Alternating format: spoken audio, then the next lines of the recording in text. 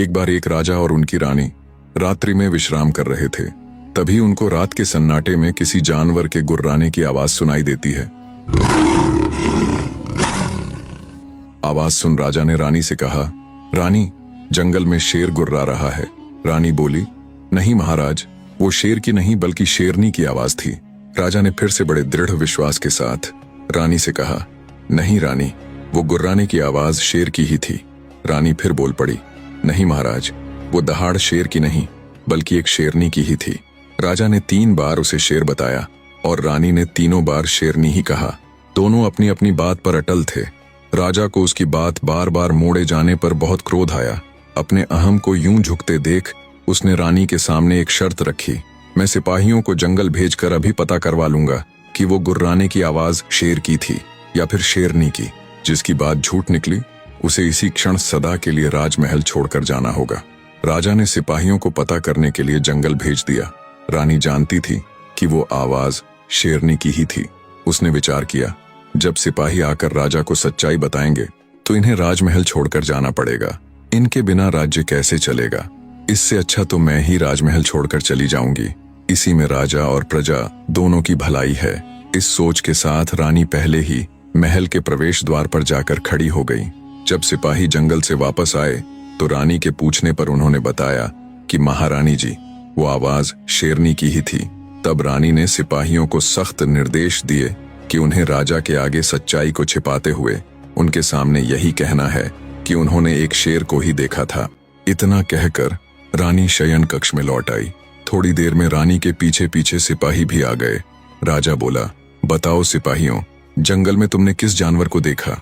तब सिपाही रानी के कहे अनुसार शेर ही बताते हैं। राजा ने तुरंत रानी को राजमहल छोड़ने का आदेश दिया। रानी बोली, महाराज, मैं 7 माह की गर्भवती हूँ। आधी रात को भला कहाँ जाऊंगी? सुबह होने पर मैं खुद सदा के लिए राजमहल छोड़कर चली जाऊंगी। किंतु राजा के हृदय पर कोई असर नहीं हुआ। वे कठोर स्वर में बोले, रानी, शर्त के अनुसार तुम्हारी पराजय हुई है। तुम्हें अभी और इसी क्षण यह महल छोड़कर जाना होगा। उस समय वचनों का पालन किया जाता था। अंततः राजा के कहते ही रानी उसी क्षण राजमहल छोड़कर चल पड़ी। चलते हुए उसने अपने साथ बस एक बुना हुआ कोट लिया, जिसे वो अपनी होने वाली संतान के लिए कई दिनों से बुन रही थी। आधी रात को रानी राजमहल छोड़कर निकल तो आई, पर अब घने जंगल में उसे तरह तरह के जंगली जानवरों की आवाजें आ रही थीं। मारे भय के रानी के प्राण सूखे जा रहे थे। गर्भवती रानी आधी रात को जंगल में ठोकरें खाती फिर रही थी। ये साफ साफ दर्शा रहा था कि राजा अपने स्वाभिमान के चलते ये भी भूल गया कि रानी गर्भवती है, जो कुछ समय पश्चात ही उनकी वंश ज्योति को जन्म देने वाली है। इधर जैसे तैसे करके रानी ने बड़ी ही मुश्किल से जंगल में अपनी रात बिताई। रानी बुद्धिमती और एक साहसी नारी थी। उसने निश्चय किया कि वो नगर से दूर जंगल को ही अपना आश्रय बनाएगी। दुखी सुखी पाकर धीरे धीरे रानी ने अपने रहने लायक एक घास फूस की झोपड़ी बनाई। जल्दी ही वो मंगलमय दिन भी आ गया, जब रानी ने एक स्वस्थ पुत्र को जन्म दिया। रानी बड़ी ही धैर्यवान और साहस रखने वाली स्त्री थी, जो उस नाजुक अवस्था को भी अकेले ही झेल गई। समय अपनी गति के साथ बीतने लगा। समय के साथ रानी का पुत्र भी बड़ा हो रहा था। कहानी में अब राजमहल की तरफ चलते हैं। रानी के जाने के कुछ समय बाद ही राजा को पछतावा तो बहुत हुआ था कि रानी के साथ उसने बड़ा ही गलत किया, पर तीर तो कब का अपनी कमान से निकल चुका था, सो अब पछताने से भला क्या होने वाला था। राजा उस पछतावे के साथ भारी हृदय से अपने दिन काट रहा था।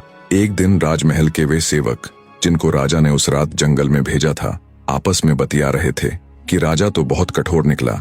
उसने अपनी उस गर्भवती स्त्री को आधी रात में महल से निकाल दिया, जिसने उसके और राज्य के लिए खुद की बलिदानी दे दी। और शेरनी के होते हुए भी रानी ने हमें राजा के सामने शेर ही बताने को कहा। जब वे ये बात कर रहे थे, तब राजा का एक खास दूत उनकी ये बातें सुन रहा था। उसने तुरंत जाकर सिपाहियों के बीच हुई पूरी वार्ता का बखान राजा के सामने कर दिया। उसकी बात सुन राजा को झटका सा लगा। उसने तुरंत उन सिपाहियों को बुलाया और सच्चाई बताने के लिए कहा। राजा के जोर देने पर सिपाहियों ने राजा के आगे पूरी बात उगल दी और बताया कि महाराज, उस दिन जंगल में हमने शेर को नहीं बल्कि एक शेरनी को देखा था। हमें क्षमा करें महाराज। पर महारानी के कड़े हुक्म के आगे हम विवश हो गए। पहले से ही दिल पर बोझ लेकर जी रहे राजा को जब असलियत पता चली तो वो वहीं माथा पकड़कर बैठ गया। हे भगवान, ये मुझसे क्या अनर्थ हो गया।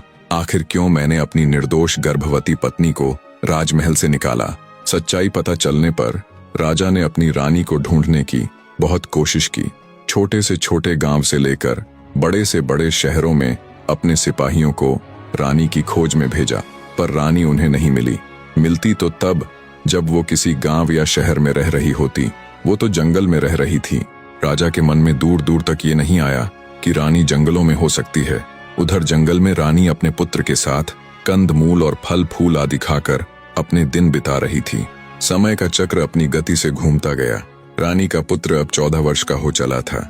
सब कुछ ठीक चल रहा था, पर फिर एक दिन बड़ी ही अप्रिय घटना घट गई। एक जहरीले सांप ने रानी को डस लिया। दरअसल रानी जब आम दिनों की ही तरह अपने खाने आदि के लिए फल फूल लेने जा रही थी, तभी ध्यान न होने के कारण उनका पैर एक जहरीले सांप के ऊपर पड़ गया। ऊपर पैर पड़ने से गुस्साए सांप ने तुरंत रानी को डस लिया। सांप के डसते ही रानी के हाथ पांव ने काम करना बंद कर दिया और जल्दी ही जहर के कारण उसके प्राण पखेरु उड़ गए। जब शाम होने तक भी वो वापस अपनी कुटिया में नहीं पहुंची तो उसके बेटे को अपनी मां की चिंता सताने लगी। अंततः 14 साल का वो बालक अपनी माता को ढूंढने के लिए जंगल में निकल पड़ता है। कुछ दूर चला तो देखा उसकी मां बीच रास्ते अचेत अवस्था में पड़ी हुई है। नजदीक जाकर जब उसने रानी के नीले पड़ चुके शरीर को देखा तो उसे समझते देर न लगी कि अब उसकी मां इस दुनिया में नहीं रही। उस बेचारे का तो जैसे पूरा संसार ही उजड़ गया था।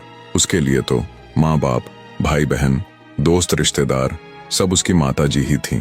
14 साल के उस लड़के के करुणामयी विलाप से पूरा जंगल दहल उठा। पूरी रात वो ऐसे ही अपनी माँ के पास बैठा विलाप करता रहा। सवेरा हुआ तो उसने अपने हृदय पर पत्थर रखकर लकड़ियां इकट्ठी की और अपनी माँ का अंतिम संस्कार किया। बेशक वो 14 वर्ष का हो चुका था, पर अब तक उसकी माँ ही थी जो उसके खान पान आदि का प्रबंध करती थी। अब माँ ही नहीं रही तो उसके खाने आदि का प्रबंध करने वाला भी कोई नहीं था। अंततः लड़के ने जंगल से कुछ लकड़ियां काटी और उनका गट्ठर बनाकर नगर की ओर चल पड़ता है। जब वो नगर पहुंचा तो एक लाला जी यानी बनिए की दुकान के आगे से गुजर रहा था। बनिए ने जब लड़के के सिर पर चंदन की लकड़ियों का गट्ठर देखा तो उसने आवाज देकर उसे अपने पास बुला लिया और बोला, क्यों भाई, क्या मूल्य चाहते हो इन लकड़ियों के बदले? पढ़ा लिखा ना होने के कारण वो थोड़ा सादा ही था। ना तो उसमें दुनियादारी की समझ थी और ना ही व्यापार आदि की। वो तो बस अपने पेट की भूख मिटाने के लिए शहर आया था। अंततः उसने सेठ से कहा कि मुझे इन लकड़ियों के बदले 2 वक्त की रोटी चाहिए। उसकी बात सुन बनिया बड़ा खुश हुआ। वो बड़ा ही धूर्त आदमी था। मौके की नजाकत को देखते हुए उसने थोड़े रोब से लड़के को हुक्म दिया, ठीक है, वहां डाल दो लकड़ियों को, मैं तुम्हें 2 वक्त का खाना दे दिया करूंगा। अब यही काम उस लड़के की रोजमर्रा की जिंदगी में शामिल हो गया। वो वन के अंदर से चंदन की लकड़ियां लाता और बनिया बदले में उसे 2 वक्त की रोटियां दे दिया करता। बनिए ने ज्यादा समझदार बनते हुए उस लड़के जिसे वो लकड़ियां कहकर पुकारता था का हिसाब अपने बही खाते में लिखना शुरू कर दिया कि मैंने कब से इसे रोटी देनी शुरू की। पर बनिया इस बात से बिल्कुल बेखबर था कि एक दिन उसका ये लिखा हुआ हिसाब ही उसके लिए आफत बन जाएगा। जिस नगर में वो बनिया रहता था उस नगर का राजा बड़ा ही अभिमानी था। राजा की 3 लड़कियां थीं। वो राजा बड़ा ही धूर्त और अभिमानी था। अपने राज्य और संपदा को देखकर वह स्वयं को ही ईश्वर तुल्य समझने लगा था। एक दिन राजा ने तीनों पुत्रियों को अपने समक्ष बुलवाया और प्रश्न किया, बताओ पुत्रियों, तुम किसके भाग्य का अन्न ग्रहण करती हो, किसके भाग का खाती हो? राजा की बड़ी और मंझली पुत्री ने विनम्रता पूर्वक उत्तर दिया, पिताश्री, हम तो केवल आपके प्रसाद और आपके भाग्य का ही सुख भोगती हैं। उनका जवाब सुन राजा अति प्रसन्न हुआ। फिर जब उसने छोटी पुत्री से भी यही प्रश्न किया तो उसने बड़ी ही बेबाकता और आत्मविश्वास से कहा, पिताजी, मैं केवल अपने भाग्य, अपने नसीब का फल खाती हूँ। उसकी बात सुन राजा अत्यंत क्रोधित हुआ। उसका माथा तमतमा उठा। उसने स्वयं को संयत करते हुए सोचा, अभी यह बालिका है, अपनी बड़ी बहनों जितनी समझदार नहीं है। समय आने पर इसकी यह डिठाई स्वयं ही मिट जाएगी। समय बीता। राजा ने अपनी दोनों बड़ी पुत्रियों का बड़े ही विशाल राज्य घरानों में भव्य तरीके से विवाह कर दिया। समय बीता। राजा की छोटी वाली पुत्री भी अब ब्याहने लायक हो चुकी थी। तब राजा ने उसके विवाह योग्य लड़का देखने से पहले एक बार फिर उसे बुलाकर वही सवाल दोहराया जो पहले पूछा था कि बताओ बेटी, तुम किसके भाग्य का खाती हो, छोटी बेटी अब जवान अवश्य हो गई थी, पर उसका जवाब अब भी वही था कि वो किसी और के नहीं बल्कि स्वयं के भाग्य का ही खाती है। वही जवाब फिर से सुन। इस बार राजा का क्रोध सीमा से बाहर हो गया। वो गरज कर बोला, पहली बार जब मैंने तुमसे ये सवाल किया था तब तुम्हारे जवाब को सुनकर मैं अपने क्रोध को ये सोचकर पी गया था कि तुम अभी नादान हो, तुम्हारे अंदर अपनी बड़ी बहनों जितनी समझ नहीं है। समय के साथ तुम्हारी सोच भी बदल जाएगी, पर तुम तो कुत्ते की वो टेढ़ी पूंछ हो जो कभी सीधी नहीं होती। अब देखना तेरा नसीब तुझे कहाँ पहुंचाता है। ये कहकर राजा पैर पटकते हुए वहां से चला गया। उसने अपने मंत्रियों आदि से कहा, ऐसे युवक की तलाश करो जो इस राज्य का सबसे गरीब, सबसे अकेला, जिसके आगे पीछे कोई ना हो। दूसरी तरफ रानी का लड़का, लोग जिसे लकड़ियां कहते थे, वो भी 18 वर्ष का हो चला था। अब भी वो पहले की ही तरह जंगल से लकड़ियां लेकर आता और सेठ उसे बदले में 2 वक्त का खाना दे दिया करता। राजा के सैनिक जब तलाश करते करते सेठ की दुकान पर आए और उनसे भी इस बारे में पूछा तो सेठ ने कहा, जैसा लड़का आप ढूंढ रहे हैं बिल्कुल वैसा ही एक लड़का मेरी नजर में है। बनिया राज सैनिकों को अगले दिन सुबह आने की कहता है। अगली सुबह होने पर जब लकड़हारा सेठ के पास आया तो पहले से ही उसके इंतजार में वहां मौजूद राजा के सैनिक उसे पकड़ ले जाते हैं और उसे राजा के सामने पेश करते हुए कहते हैं, महाराज ये लड़का यतीम भी है और बहुत गरीब भी। धूर्त राजा उसे देख बड़ा प्रसन्न हुआ। निर्दयी राजा ने अपनी छोटी बेटी का विवाह उस यतीम और गरीब लकड़हारे के साथ कर दिया और बिना एक भी फूटी कौड़ी दिए बेटी को उस लकड़हारे के साथ राजमहल से विदा कर दिया और विदाई के समय ताना देते हुए व्यंग्यपूर्वक बोला, अब तुझे पता चलेगा कि तू किसके भाग्य का खा रही थी, किसके भाग्य के ऐशो आराम भोग रही थी। जा अब अपने नसीब का स्वाद चख, मैं भी तो देखूं तेरा नसीब तुझे कहां ले जाता है।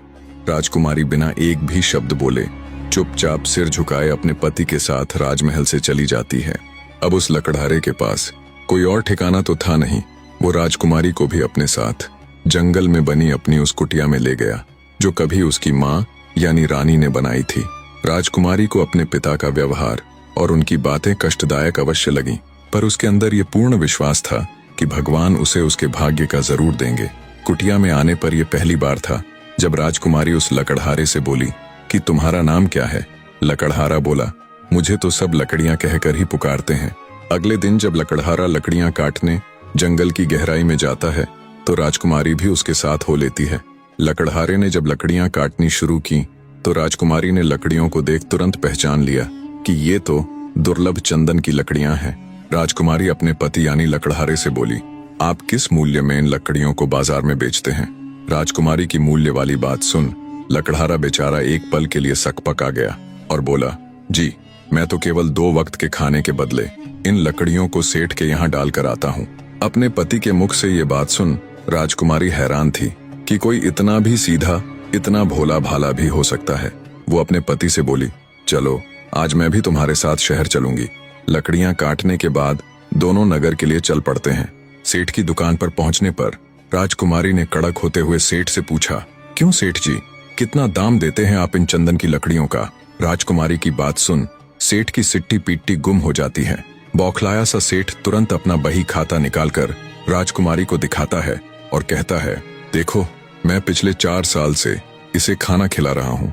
बही खाते को देख राजकुमारी तम तामाते हुए बोली, ओह तो 4 साल से तुम चंदन की इतनी महंगी लकड़ियों के बदले सिर्फ 2 वक्त की रोटी ही देते हो। मैं अभी नगर के राजा के पास तुम्हारी शिकायत लेकर जाती हूँ। अब वहीं तुम्हारे इस अपराध का न्याय करेंगे और तुम्हें उचित दंड देंगे। शिकायत और दंड वाली बात सुन सेठ के पसीने छूटने लगे। उसने हाथ जोड़कर माफी मांगते हुए चंदन के उचित मूल्य के अनुसार पिछले 4 साल का हिसाब लगाकर पूरा पैसा राजकुमारी के हवाले कर दिया। सेठ से मिले उस धन से उन्होंने नगर में एक सुंदर सा घर ले लिया। लकड़हारा अब जंगल की गहराइयों से चंदन की लकड़ियां लेकर आता और उन्हें उचित मूल्य पर बेच देता। एक दिन शाम को जब वे विश्राम कक्ष में बैठे हुए थे तो राजकुमारी ने अपने पति से पूछा, क्या तुम्हें तुम्हारे माँ बाप के नाम आदि के बारे में कुछ भी मालूम नहीं है। तब लकड़हारा भावुक होता हुआ बोला, मैंने जब से होश संभाला तब से खुद को इस कुटिया में ही पाया। मेरे लिए मेरा सब कुछ मेरी माँ ही थी, पर भगवान ने उसे भी मुझसे छीन लिया। इतना कहकर लकड़हारा चुप हो जाता है। तभी उसे सामान की वो पोटली याद आती है जो उसकी माँ यानी रानी की छोड़ी हुई आखिरी निशानी उसके पास थी। वो तुरंत जाकर अपनी माँ की वो पोटली उठाकर लाता है और अपनी पत्नी को देते हुए कहता है, मेरी माँ की निशानी के तौर पर बस मेरे पास ये उनका छोड़ा हुआ कुछ सामान है जिसे मैंने आज तक कभी खोल कर नहीं देखा। लकड़हारे की बात सुन उसकी पत्नी तुरंत जिज्ञासा पूर्वक वो पोटली खंगालने लग जाती है। पोटली के अंदर रानी के कुछ पुराने वस्त्र और उसके बेटे यानी लकड़हारे का वो शाही कोट था जिसे रानी ने उसके जन्म से पूर्व बड़े ही चाव से बनाया था। शाही कोट को देखते ही राजकुमारी समझ गई कि उसका पति किसी शाही घराने से ताल्लुक रखता है। जब उसने वो कोट खंगाला तो उसकी जेब में एक चिट्ठी मिली। वो चिट्ठी दरअसल रानी की लिखी हुई थी। रानी बहुत ही समझदार थी। उसे पता था कि जिंदगी का कोई भरोसा नहीं, इसलिए उसने अपने पुत्र के नाम एक चिट्ठी लिखकर उसके उस कोट में डाल दी जिसके अंदर रानी ने अपने बेटे के पिता यानी राजा और उसके राज्य का नाम लिखा हुआ था। राजकुमारी ने जब वो चिट्ठी पढ़ी तो उसकी हैरानी का कोई ठिकाना नहीं था। अपने लकड़हारे पति के परिवार आदि का पता चलने पर मारे खुशी के उसकी आंखें भर आईं। दरअसल लकड़हारे का पिता कोई और नहीं बल्कि उनके राज्य के पास ही स्थित तेजगढ़ नामक विशाल राज्य के राजा वीरेंद्र प्रताप ही थे, जिनका नाम उसने इससे पहले कई बार अपने पिता के मुख से सुना हुआ था। वो ये सोच सोचकर हैरान हो रही थी कि उसके मामूली से लकड़हारे पति का पिता इतने बड़े विशाल राज्य का राजा है। अपनी पत्नी की भरी हुई आंखें और उसके चेहरे पर हैरानी के भाव देख भ्रमित सा लकड़हारा असमंजस में खड़ा एकटक उसे देखे जा रहा था। उसने जब अपनी पत्नी से पूछा कि ऐसा क्या है इस चिट्ठी में जो तुम इतनी हैरान हो, तब राजकुमारी अपने पति को भी पूरी सच्चाई से अवगत करवाती है। पूरी बात सुन लकड़हारा भी स्तब्ध सा खड़ा रह गया। उसका मुंह खुला का खुला रह गया। उसे विश्वास ही नहीं हो रहा था कि वो इतने बड़े राजा का बेटा है। कुछ देर तक कमरे में भारी सन्नाटे के बाद सन्नाटे को तोड़ती हुई राजकुमारी अपने पति से बोली, देख क्या रहे हो, तैयारी करो, हम कल सुबह होते ही तेजगढ़ के लिए निकलेंगे। अगले दिन सुबह होते ही अत्यधिक प्रसन्नता के साथ राजकुमारी और उसका पति तेजगढ़ के लिए चल पड़ते हैं। लकड़हारे के मन में ढेरों विचार एक साथ चल रहे थे। क्या उसका पिता उसे पहचान पाएगा? क्या वो उसे अपनाएगा? जब वे राजमहल के द्वार पर पहुंचे तो राजकुमारी ने पहरेदारों से कहा कि उन्हें राजा से मिलना है, वो उनके परिचित हैं। पहरेदारों ने अंदर खबर पहुंचाई, मेरे परिचित। दुविधा में पड़ते हुए राजा वीरेंद्र ने उन्हें अंदर बुलाने को कहा। राजकुमारी और उसके पति के अंदर आने पर राजा ने उनसे उनका परिचय पूछा। तब राजकुमारी ने वो पत्र वाली पूरी बात राजा के सामने कह सुनाई और राजा को रानी का लिखा हुआ वो पत्र और उसके पति के बचपन का वो कोट दिखाया। रानी की लिखावट और विदाई के समय रानी के हाथ में उस कोट को राजा कैसे भूल सकता था। राजा के मन में उसकी पत्नी का वही अंतिम चित्र था जिसमें रानी उस कोट को लिए राजमहल छोड़कर जा रही थी। पुत्र, मेरा पुत्र, कहते हुए राजा वीरेंद्र भागकर अपने पुत्र को गले लगा लेता है और फूट फूट कर रोने लग जाता है। कितने ही साल से राजा पश्चाताप के साथ बस इसी उम्मीद में जिए जा रहा था कि शायद एक दिन उसकी संतान उसके पास वापस लौट आएगी। काफी देर तक बहते नेत्रों के साथ राजा अपने पुत्र से लिपटा रहा। आज राजा को न केवल उसका पुत्र मिला था, न केवल उसे उसके राज्य का उत्तराधिकारी मिला था, न केवल उसे उसकी वंश बेल को आगे बढ़ाने वाला मिला था, बल्कि आज उसे मिला था सालों से रानी के दुख और पश्चाताप में जल रहे उसके हृदय को शांत करने वाला उसका अपना खून, उसका अपना बेटा। राजा वीरेंद्र प्रताप बड़ी ही खुशी के साथ अपने बेटे, अपने पुत्र को अपना उत्तराधिकारी चुनते हुए उसे सब कुछ सौंप देते हैं और स्वयं तीर्थ के लिए चले जाते हैं। लकड़हारे के साथ साथ राजकुमारी का भाग्य भी अब पूरी तरह से बदल चुका था। ये जो कुछ भी हुआ इसे भगवान की मर्जी कहो, उनका चमत्कार कहो, पर वहीं दूसरी तरफ राजकुमारी की दोनों बड़ी बहनें जो रहीश घरानों में ब्याही गई थीं, उनका व्यापार में बहुत सा नुकसान हो जाता है। उनके नुकसान की भरपाई के चक्र में राजकुमारी का पिता भी अपना सारा धन गंवा देता है। जब राजा दिवालिया हो गया तो गुपचुप तरीके से राज्य छोड़कर तेजगढ़ भाग आता है। अब भूखा पेट तो रोटी मांगेगा ही। पेट की भूख मिटाने के लिए राजा तेजगढ़ में आने के बाद टोकरियां बेचने लग जाता है।